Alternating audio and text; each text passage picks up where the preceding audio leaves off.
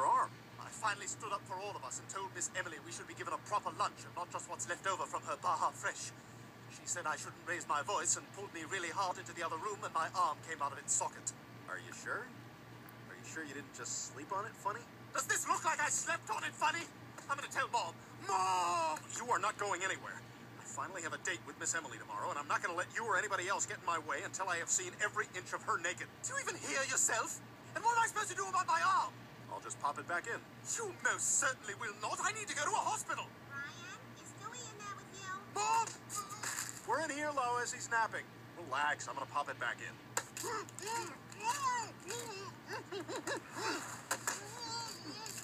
Get in there. Come on, hold still, Stewie.